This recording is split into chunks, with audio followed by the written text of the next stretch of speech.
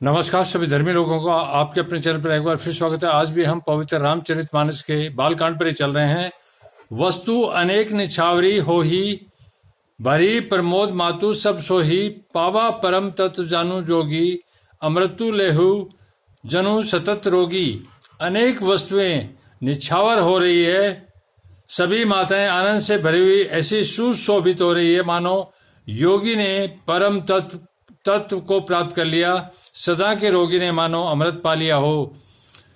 बारात आई हुई देख के अपने पुत्रों सहित उनकी पत्नियों को पाकर माताएं ऐसी हो गई है।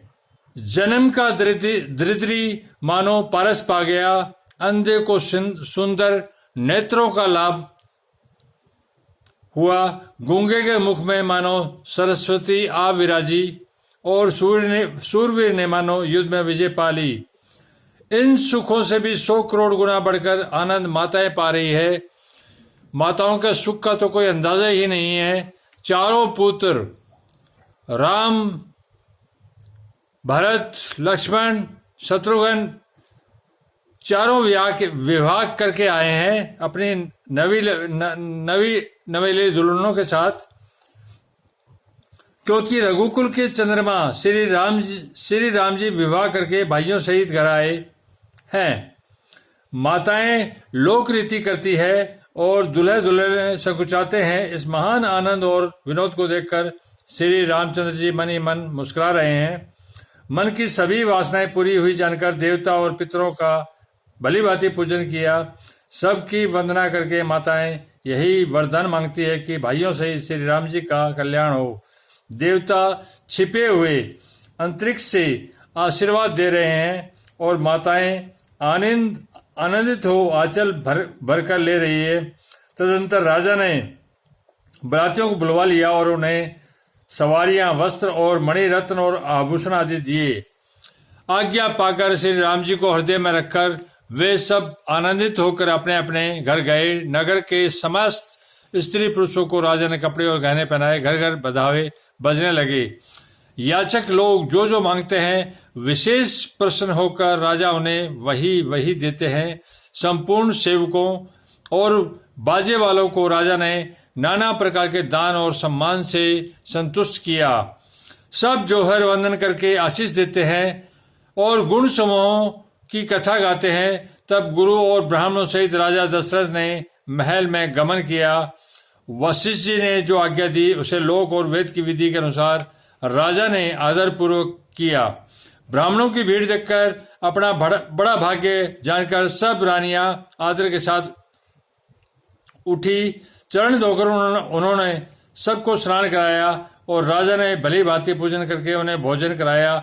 आदर, दान और प्रेम से पुष्ट हुए वे संतुष्ट मन से आशीर्वाद देते हुए चले। राजा ने गादी पुत्र विश्वामित्र की बहुत तरह से पूजा की और कहा, हे नाथ, मेरे समान धन्य दूसरा कोई नहीं है। राजा ने उनकी बहुत प्रशंसा की और रानियों सहित उनकी चरण धूलि को ग्रहण किया। उन्हें महल के भीतर ठहरने को उत्तम स्थान दिया, जिसमें राजा और सब रनिवास उनका मन जोहता रहे, अर्थात जिसमें राजा और महल की सारी रानियां स्वयं उनकी इच्छा अनुसार उनके आराम की ओर दृष्टि रख सके। फिर राजा ने गुरु वशिष्ठ के चरण कमलों की पूजा की और विनती की। उनके हृदय में कम प्रीति न थी, अर्थात बहुत प्रीति थी। बहुओं सहित सब राजकुमार और सब रानियों समेत राजा बार बार गुरुजी के चरणों की वंदना करते हैं और मुनीश्वर आशीर्वाद देते हैं। राजा ने अत्यंत प्रेम पूर्वक हृदय से पुत्रों को और सारी संपत्ति को सामने रखकर उन्हें स्वीकार करने के लिए विनती की, परंतु मुनिराज ने पुरोहित के नाते केवल अपना नेक मांग लिया और बहुत तरह से आशीर्वाद दिया। फिर सीता जी सहित श्री रामचंद्र जी को हृदय में रखकर गुरु वशिष्ठ जी हर्षित होकर अपने स्थान को गए। राजा ने सब ब्राह्मणों की स्त्रियों को बुलवाया और उन्हें सुंदर वस्त्र तथा आभूषण पहनाए। फिर सब सुहासिनियों को, नगर भर की सौभाग्यवती बहन, बेटी, भांजी आदि को बुलवा लिया और उनकी रुचि समझकर उसी के अनुसार उन्हें पहिरावनी दी। नेगी लोग सब अपना अपना नेक जोग लेते हैं और राजाओं के शिरोमणि दशरथ जी उनकी इच्छा के अनुसार देते हैं। जिन मेहमानों को प्रिय और पूजनीय जाना, उनका राजा ने भली भांति सम्मान किया। देवगण श्री रघुनाथ जी का विवाह देखकर उत्सव की प्रशंसा करके फूल बरसाते हुए नगाड़े बजाकर और परम सुख प्राप्त कर अपने अपने लोकों को चले गए। वे एक दूसरे से श्री राम जी का यश कहते जाते हैं। हृदय में प्रेम समाता नहीं। सब प्रकार से सबका प्रेम पूर्वक भली भांति आदर सत्कार कर लेने पर राजा दशरथ जी के हृदय में पूर्ण उत्साह आनंद भर गया। जहाँ रनिवास था वे वहां पधारे और बहुत समेत उन्होंने कुमारों को देखा। राजा ने आनंद सहित पुत्रों को गोद में लिया। उस समय राजा को जितना सुख हुआ उसे कौन कह सकता है। फिर पुत्र बुद्धों को प्रेम सहित गोदी में बिठाकर बार बार हृदय में हर्षित होकर उन्होंने उनका दुलार लाड चाव किया। यह समाज समारोह देखकर रनिवास प्रसन्न हो गया। सबके हृदय में आनंद ने निवास कर लिया। तब राजा ने जिस तरह विवाह हुआ था सब कहा। उसे सुनकर सब किसी को हर्ष होता है। राजा जनक ने के गुणशील महत्व, प्रीति की रीति और सुहानी संपत्ति का वर्णन राजा ने भाट की तरह बहुत प्रकार से किया। जनक जी की करनी सुनकर सब रानियां बहुत प्रसन्न हुई। पुत्रों सहित स्नान करके राजा ने ब्राह्मण, गुरु और कुटुंबियों को बुलाकर अनेक प्रकार के भोजन किए। यह सब करते करते 5 घड़ी रात बीत गई। सुंदर स्त्रियां मंगल गान कर रही है। वह रात्रि सुख की मूल और मनोहारिणी हो गई। सब ने आसमान करके पान खाए और फूलों की माला, सुगंधित द्रव्य आदि से विभूषित होकर सब शोभा से छा गए। श्री रामचंद्र जी को देखकर और आज्ञा पाकर सब सिर नवाकर अपने अपने घर को चले। वहां के प्रेम, आनंद और विनोद, महत्व, समय, समाज और मनोहरता को सैकड़ों सरस्वती, शेष, वेद, ब्रह्म, महादेव जी और गणेश जी भी नहीं कह सकते। फिर भला मैं उससे किस प्रकार से बखान कर कहूं। कहीं केचुआ भी धरती को सिर पर ले सकता है। राजा ने सबका सब प्रकार से सम्मान करके कोमल वचन कहकर रानियों को बुलवाया और कहा, बहुएं अभी बच्ची है, प्राय घर आई है। इनको इस तरह से रखना जैसे नेत्रों को पलके रखती है, जिस तरह से नेत्रों को पलकें रखती है। जैसे पलके नेत्रों की सब प्रकार से रक्षा करती है, उन्हें सुख पहुंचाती है, वैसे ही इनको सुख पहुंचाना। लड़के थके हुए नींद के वश हो रहे हैं, इन्हें ले जाकर शयन कराओ। ऐसा कहकर राजा श्री रामचंद्र जी के चरणों में मन लगाकर विश्राम भवन में चले गए। राजा के स्वभाव से ही सुंदर वचन सुनकर रानियों ने मणियों से जड़े स्वर्ण के पलंग बिछवाए।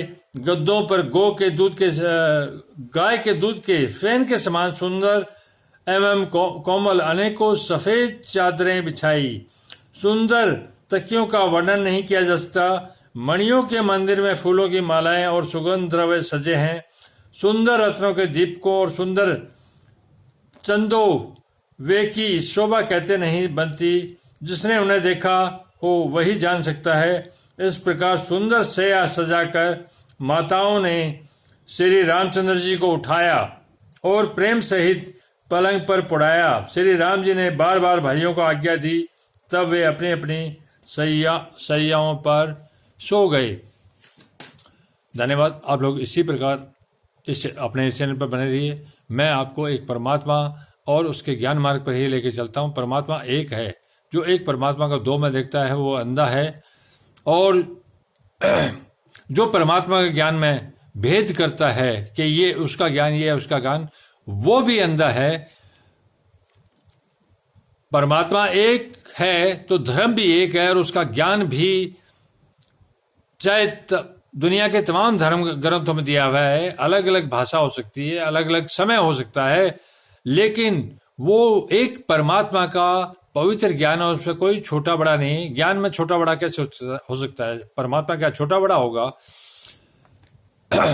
तो दुनिया के तमाम धर्म ग्रंथ, चाहे वो कुरान हो, बाइबल हो, गीता हो, महाभारत हो, तौरात हो, इंजिल हो, गुरु ग्रंथ साहिब हो, बौद्ध धर्म ग्रंथ हो, जैन धर्म ग्रंथ हो, और भी दुनिया के तमाम धर्म ग्रंथ जो परमात्मा के मार्ग पर ले जा रहे हैं वो रोशनी की तरह है जो अंधेरे संसार से आपको निकालकर साफ सुथरे परमात्मा के मार्ग पर ले जा रहे हैं। इस कारण सारे पवित्र हैं।